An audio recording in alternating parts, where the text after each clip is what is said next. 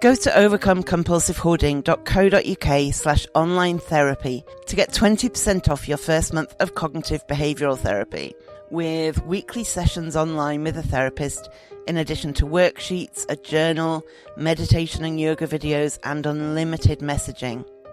There's strong evidence that CBT can help people who hoard, and accessing therapy online can be affordable and accessible. Find out more and get your discount at overcomecompulsivehoarding.co.uk/online therapy.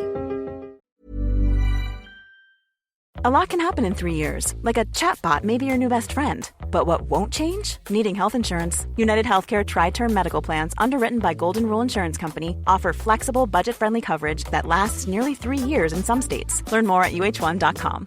Hey, Dave. Yeah, Randy. Since we founded Bombas, we've always said our socks, underwear, and T-shirts are super soft. Any new ideas? Maybe sublimely soft. Or disgustingly cozy. Wait, what? I got it. Bombas. Absurdly comfortable essentials for yourself and for those facing homelessness. Because one purchased equals one donated. Wow, did we just write an ad?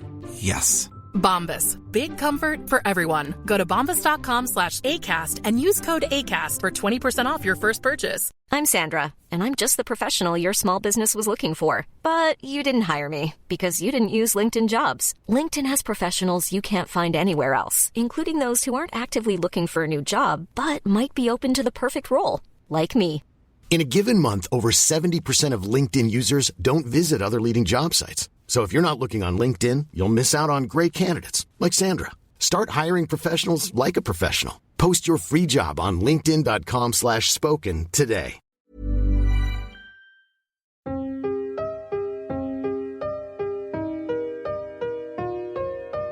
Welcome to the Overcome Compulsive Hoarding with That Hoarder podcast.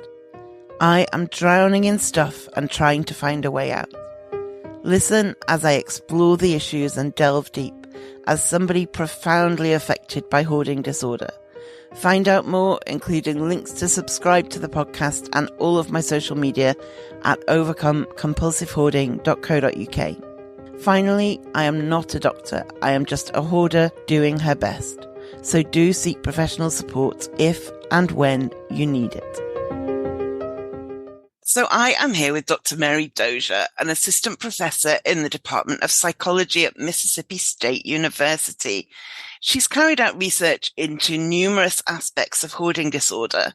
She is a tea enthusiast, which means we are bound to get along, especially Earl Grey, I agree. And she is here to talk about animal hoarding. Mary, how are you? I am doing wonderful. I am so happy to be here with you. Thank you so much. So you have looked into hoarding in a range of research studies. What led you to the animal hoarding research you did in particular? Animal hoarding, I feel like, is something that is so misunderstood. So hoarding disorder in general, I feel like there's so much stigma around it, as we were talking about a little bit before we started recording. And I feel like with animal hoarding, there's kind of this extra layer because a lot of things get just labeled as animal hoarding that are actually a lot of different things. So there are, quote unquote, bad actors out there who are doing, breeding animals for profit and bad reasons. And that sort of seedy nature of capitalism gets put in with people who legitimately have psychological problems and are not intending to have harm for the animals, that it's often the opposite. And I just find that part so fascinating, of a little bit of how can we kind of separate out those two things so that we can get help to the people who truly need help. Absolutely. Absolutely. So it's important to be clear, as you were just saying, exactly what we're talking about. So how is animal hoarding defined? So animal hoarding is generally defined as having more animals than one can care for. So there's not a good sort of psychological definition of it, that it's a bit of a footnote in our hoarding disorder chapter, say, of the DSM, which is what Americans tend to use for diagnosing. And so I think the rest of the world uses the ICD. We do. Yes. But how I kind of conceptualize animal hoarding as a psychological disorder is people who have more animals than they can care for and don't have insight into that fact. So that there has to be this distress and dysfunction for the person as well. But generally, when we talk about what makes something a disorder versus, say, normal anxiety, right? That having anxiety is generally a healthy thing, but it gets to this point where it becomes distressing and dysfunctional for the person. And that's where we give someone an anxiety disorder. And animal hoarding is the same way, right? That there could be somebody who has 20 animals, but it's not distressing or dysfunctional for them or the animals I live here in Mississippi where people have lots and lots of animals because they have lots of space. But I think when it gets to the point that it's no longer functional for the person or the animals, that's where we really start to have those conversations of, is there a psychological problem happening here? And is it recognized in the DSM, the ICD, or is it just kind of grouped with hoarding disorder as an added extra? Yeah, so my understanding is right now it is still grouped with hoarding disorder. There have been several publications of folks trying to advocate for it as a separate disorder. And I think part of the problem is that we don't have a lot of information about it, that it's hard research to do, in part because folks who have this problem tend to have very low insight into the problem itself. So it can be hard to get people to participate in research studies, which I very much understand, right? That there's this risk of having your animals taken away. And if your animals, you care for them like they're your children, that why would you take that risk to be part of research? Does hoarding animals always coexist with hoarding stuff, or are there people who hoard animals and not stuff? It's a great question. So we tend to see that it can overlap, but it doesn't always overlap. So, and I think a lot of that has to do with how the animal hoarding came about, right? So for some folks, it can be something that people almost age into, that when they were younger, they were able to take care of the animals. But then as they got older, that sometimes animals can create new animals if not kept apart. And so the number of animals that one has can increase. And as you're getting older and having more physical problems, it can be harder to take care of them. And another thing that happens as we age is our decision-making ability goes down. And so sometimes folks have a harder time seeing the problem. And even if the problem is just their own ability to take care of the animals, that they might not recognize the difference of their functioning at 60 versus 40. Yeah. And I would imagine if you have an out of control number of animals, you might end up hoarding stuff through just not managing your environment rather than pure hoarding stuff, if that makes sense. Yeah, exactly. And what do we know about the scale of it? I have Google alerts set up where you get an email every time certain words are mentioned, and I have them set up for hoarding and hoarding disorder. And if they are anything to go by, animal hoarding is rife. I'm getting daily emails about terrible, situations where animals are rescued from really distressing situations. But then that could equally reflect what's newsworthy rather than that this is a vast problem. Do we have any idea of what kind of proportion of people or how many people it affects?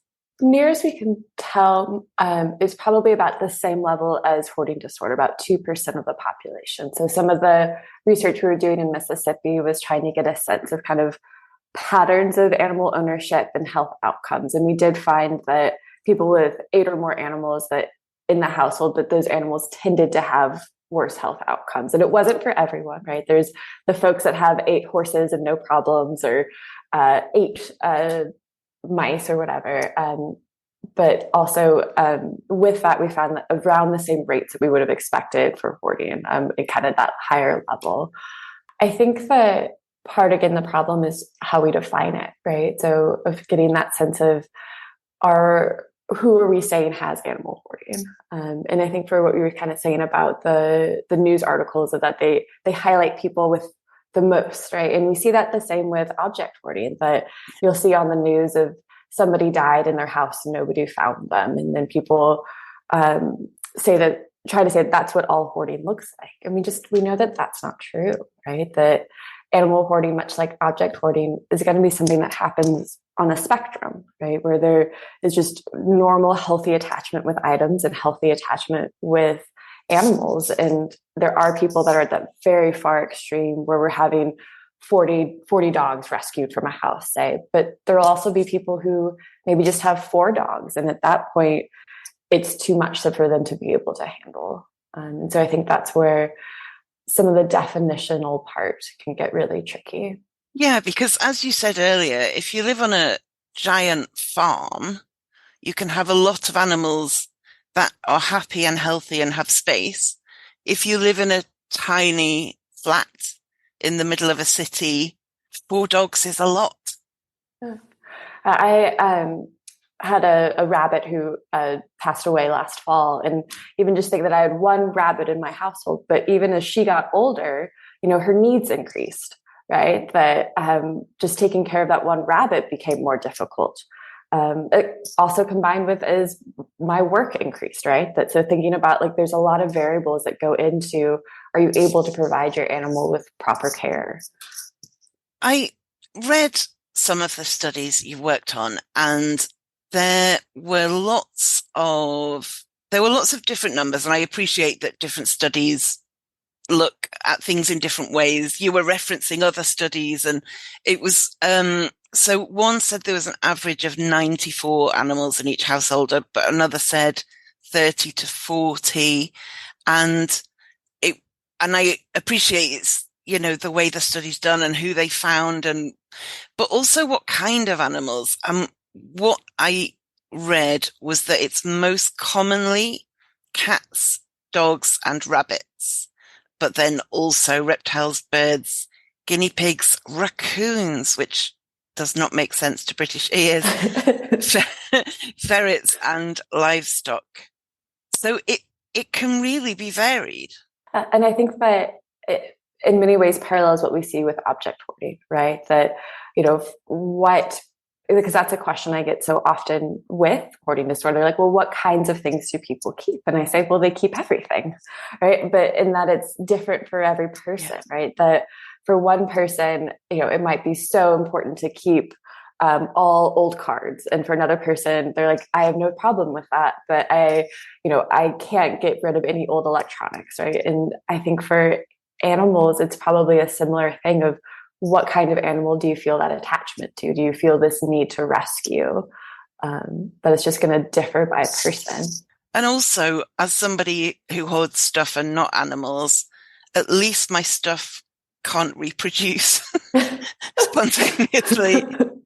If I have too many books, they're not going to multiply into more books. If I have too many books, I say, as if that's a question. I do love that idea as an avid reader myself, that if you just had 2 books, suddenly they would make you a 3rd book to read.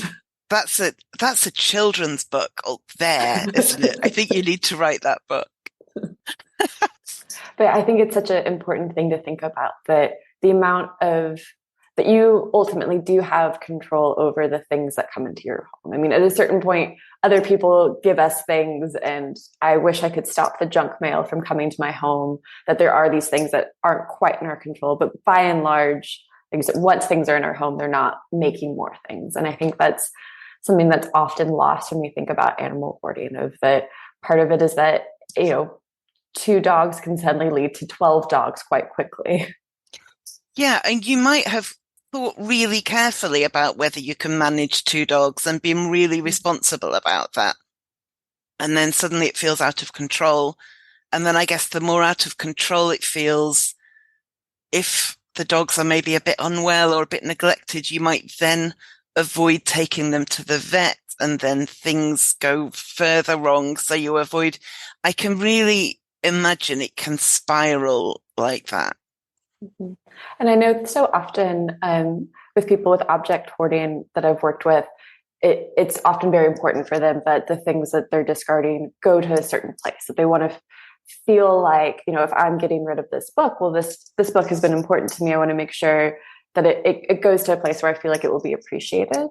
And I imagine that for animals, that's even more so, right? That it's easy to find a home for a book, say, so to speak, right? That it's like many people have a bookshelf they can put it on. But to be like, will this person be able to adequately care for this dog? Is kind of even a next level kind of concern.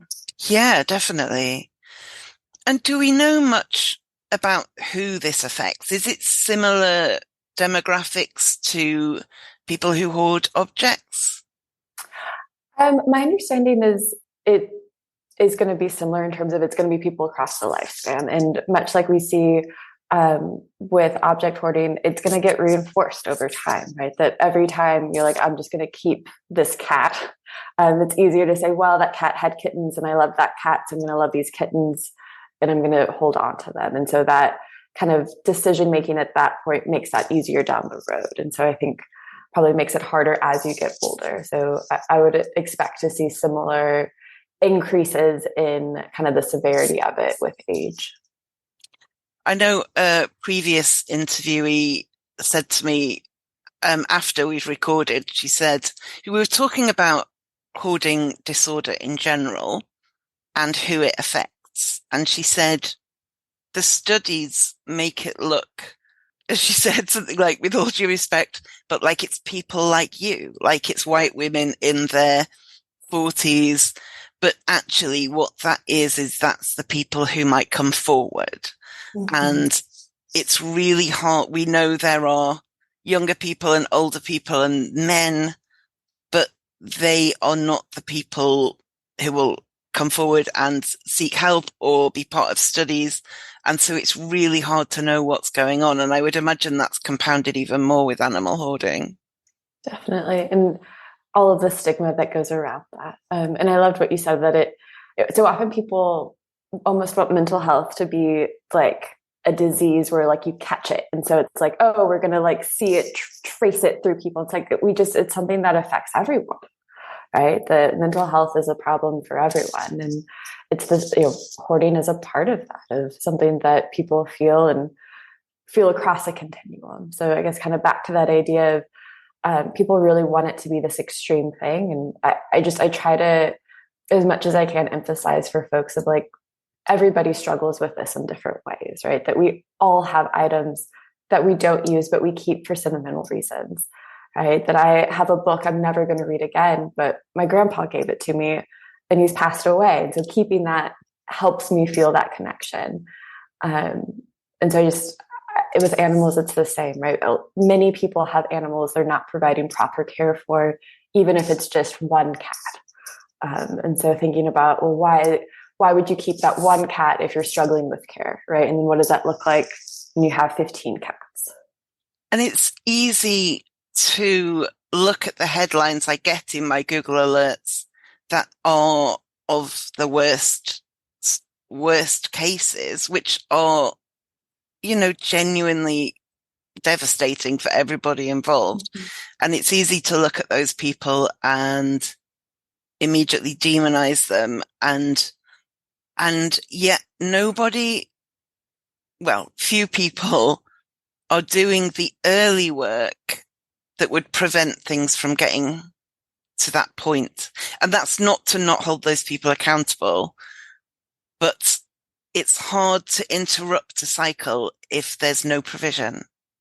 And that's exactly why on this most recent research study I did, we were working with people at the veterinary school here at Mississippi, that this idea of that those are the folks who do see the animals, right? And so to kind of wanted to do some of that preliminary work to then talk about, okay, how do we help veterinarians or other folks who might be able to catch these issues early on to have those hard conversations, right? That in hospital settings, oftentimes, psychologists are part of a treatment team. A medical doctor can say, oh, let me bring in my colleague to have this conversation. But we don't necessarily do that in veterinary settings, right? That we often are so focused on the animal that it's hard to see the person that's there with the animal and to think, what are the factors going on in their life that's affecting the animal care?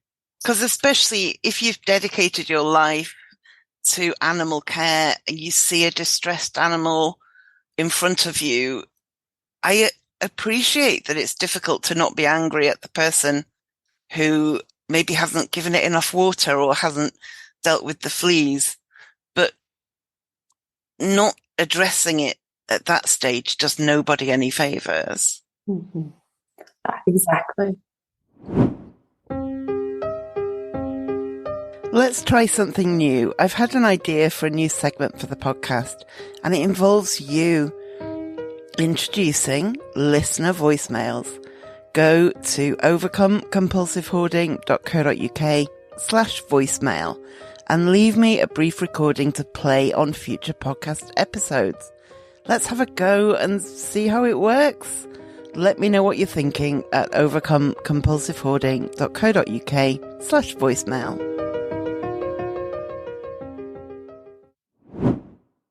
So there are people, as we've talked a little bit about, who hoard animals believing they're doing a good thing. They think they have a rescue. Is that a common belief? And is it a genuine belief? Do they genuinely believe they're helping the animals, or is it a kind of excuse after the fact? I think that's a really tough question. And my understanding is that yes, that they very much do in their mind feel like they're saving the animal, right? And many times they are the person who truly did save that animal that they found on a highway, right? That they took an animal from a place that was objectively unsafe for the animal and brought them into their home. And I think where the disconnect happens is the person's insight into whether or not their home is the right home for that animal. Of trying to understand that I do think that for so often these people that have animal hoarding as a psychological disorder truly do believe that they're helping the animals, that they have a genuine love for these animals, and they're just not able to kind of see what the state is. And I think part of that might be perhaps like trouble with knowing what the alternatives are, maybe trusting that animal rescue services would actually help the animals. I don't know about in the UK, but I know in the United States we have a lot of trouble with shelters getting overfull. So that there's a big issue of animals having to be put down just because they can't find a home. So I think that a lot of kind of those facts can get blown up in somebody's mind to the point that they feel like they're the only person who can rescue those animals. Here's a cool fact. A crocodile can't stick out its tongue. Another cool fact, you can get short-term health insurance for a month or just under a year in some states. United Healthcare short-term insurance plans are designed for people who are between jobs, coming off their parents' plan, or turning a side hustle into a full-time gig. Underwritten by Golden Rule Insurance Company, they offer flexible, budget-friendly coverage with access to a nationwide network of doctors and hospitals. Get more cool facts about United Healthcare short-term plans at uh1.com. A lot can happen in 3 years, like a chatbot may be your new best friend. But what won't change? Needing health insurance. United Healthcare Tri-Term Medical Plans, underwritten by Golden Rule Insurance Company, offer flexible, budget-friendly coverage that lasts nearly 3 years in some states. Learn more at uh1.com. And we can't ignore the reality that even if somebody really, really believes they're doing a good thing and they are looking after an animal that nobody else would look after, it's really not benign. It has a really difficult effect on the animals. There are dead animals in a lot of homes. Animals aren't very well cared for. Can you talk a bit about that? Yes, that it's a difficult situation, right? And I think that's where my hope is that I know that a lot of cities in the US and Canada have started having hoarding task forces for connecting, like, say, fire department and police with mental health professionals, so that when they're having those difficult conversations with people with hoarding disorder about their homes maybe being fire hazards, that they can do it in a place that's respectful for the person. And I think my hope is that we can do that with animals as well. But instead of having animal protective services kind of come in and take away all the animals all at once, that could there be a way that we get mental health professionals as part of that conversation to talk about, okay, do we need to take away all of the animals, or is it possible that, can we take away the animals that aren't being treated well? Could this person be able to manage one cat, right? Like what is the issue that's leading to the maltreatment of the animals, and try to work with the person to figure out, okay, where's that disconnect? What are the kind of psychosocial problems in their life that are preventing that proper animal care? Because I think that one of the things that we often see with people with these animal hoarding tendencies is that because they do want to rescue these animals and have that sense that they're the person that needs to do it, when their animals are taken away, that they might still just seek out other animals. That you're talking about news cases, that there's always cases of people being reported that, moved to different counties or states and then reacquired a bunch of animals. So I think the more we can integrate, like treating the person for the problem instead of just being like, we'll take away the animals and that'll fix the problem. It's the person is still having their own dysfunction of going on that's causing it. And I think about it a lot akin to when we treat people with anorexia, that one of the first things they do is they put people up to a stabilized weight, that they make people eat food so that their weight goes to a healthy place. But if you don't treat that underlying psychological problem, as soon as they leave the treatment facility, they're going to go back to not eating, right? Their weight's going to go back down. Is there a role for, I don't know if I know the right language for this, but sterilizing the animals, saying you can keep 4, but they must be snipped? You tell I'm not really a vet.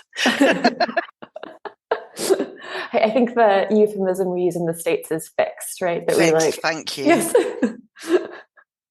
Which is problematic in its own way, that we're fixing you. But and I know that that's been a big push in the States, even with like wild animals. So for example, we have quite a few wild, feral, I guess is probably the right words, of cats on campus that don't belong to anybody, that the head of our political science department apparently feeds them. But what happens is that actually folks at the vet school will capture them and fix them and then snip actually a part of their ear off, so that when you see a cat that's missing a small amount of their ear, you're like, oh, okay, that one's already.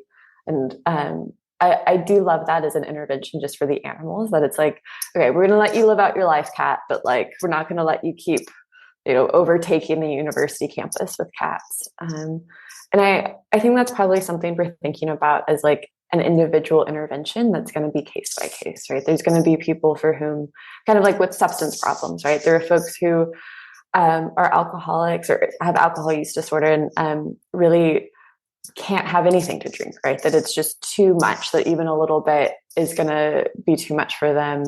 But there's other folks that maybe are less severe in the disorder, that, okay, we can talk about what is it like to have one drink and not have more. And I think probably a similar thing for animal hoarding, right? That are there folks that, you can have one cat and put all your affection on that cat and you're able to survive that way. But there are other folks for whom, like, even one cat, they're going to feel the need to have more cats, right? That it wouldn't be enough to just have the one.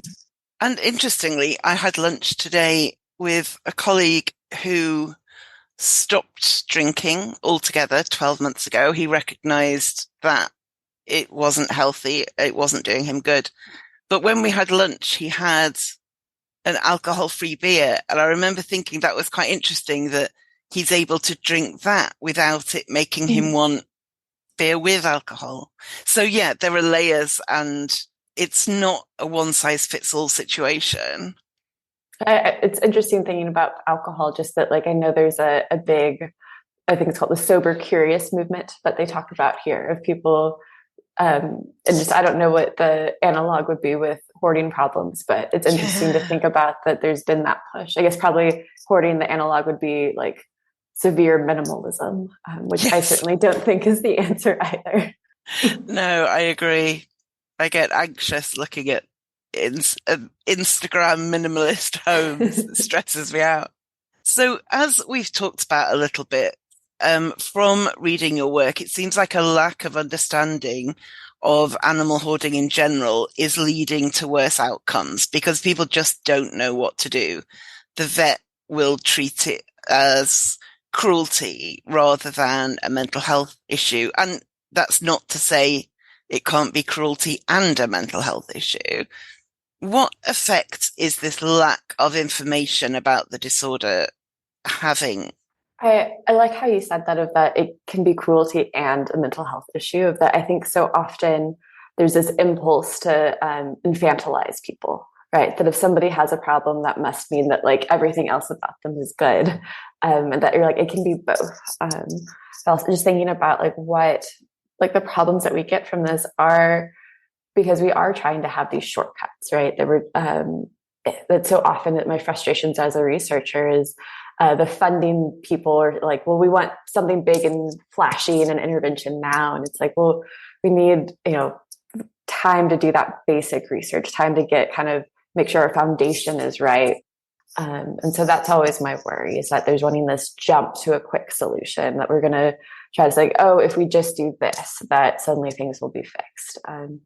And what we really are learning more and more about for different disorders is that individual differences in people are so important, right? That you can't just get out a treatment manual and say, here, do this, and it's going to work for everybody. That it's important to say, okay, what's going on with this person in front of me? What are the different factors that are going on that led them here? What are the other things they're dealing with, right? That I'm even thinking about object hoarding.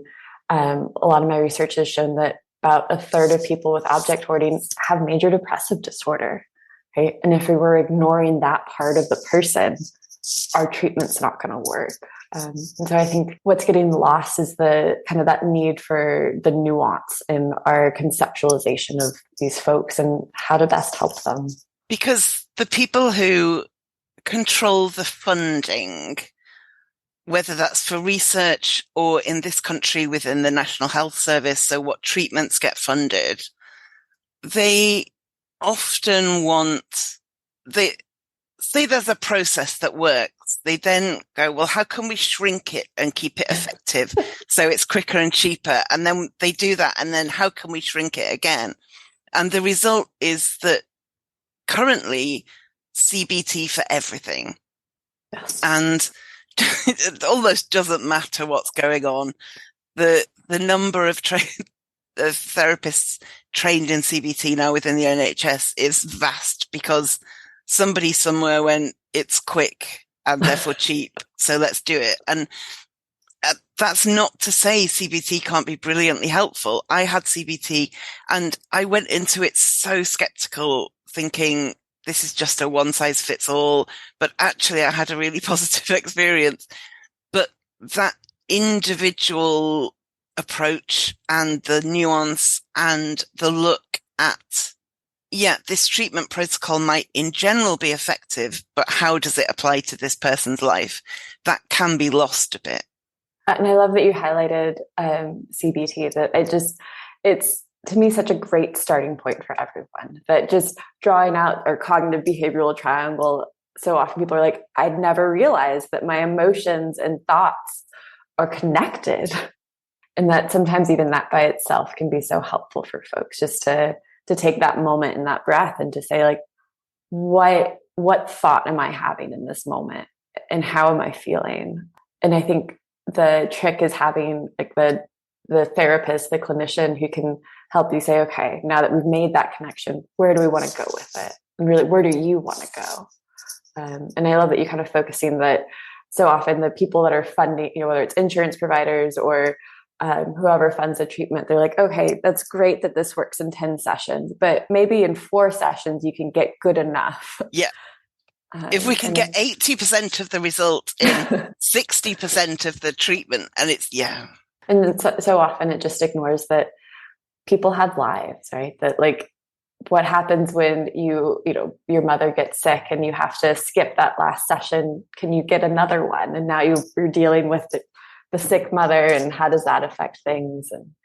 And anyway, so that's my long way of saying, I wish that I ran the world and could fix our mental health systems everywhere. But I think in the meantime, just keep trying to push for, let's do this base level work and try to find what works best and for whom. And if somebody's listening and they are aware or they are wondering if their own situation with animals is inappropriate or out of control, if they're aware that they might not be giving their animals the care they deserve, what are some steps they can take?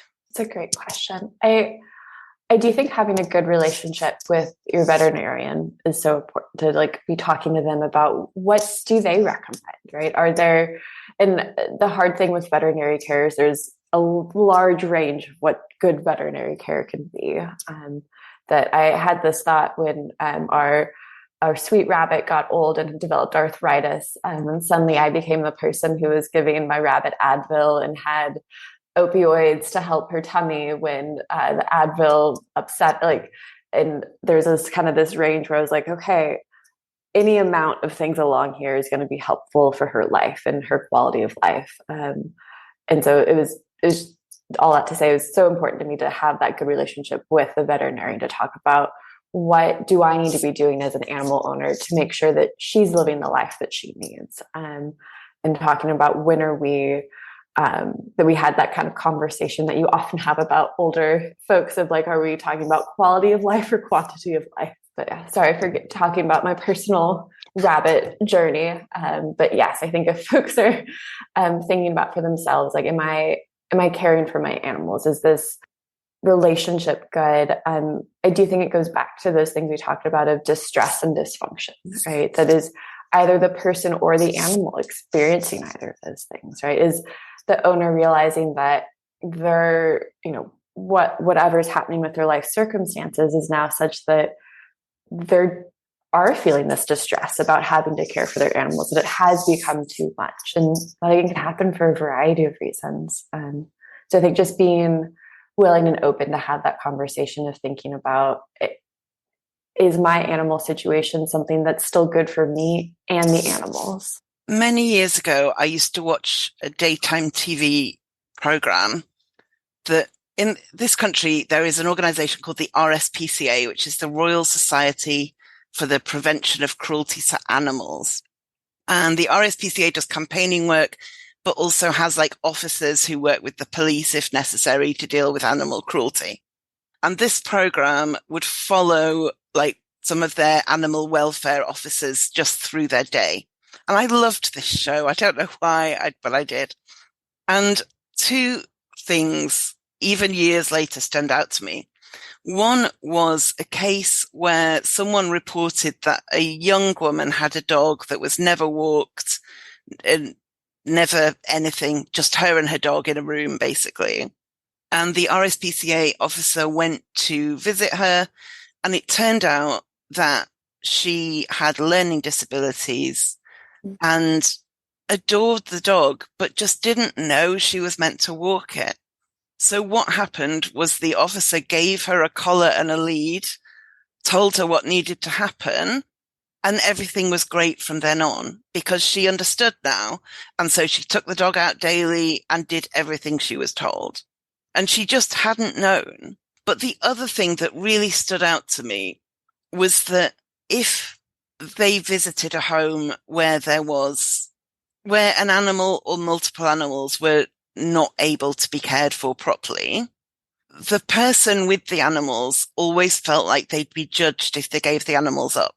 But the officers were really pleased and relieved if that person gave the animals up because they knew it was a difficult thing. And they were really grateful that that person was putting the animal's welfare before their own wish to keep the animal. And so I suspect that's quite widespread. If you're feeling like, yeah, but if I give up the cats, people will think I'm terrible. What actually might happen is people will be really proud of you for recognizing that that is the best thing for you, for the cats, for your home.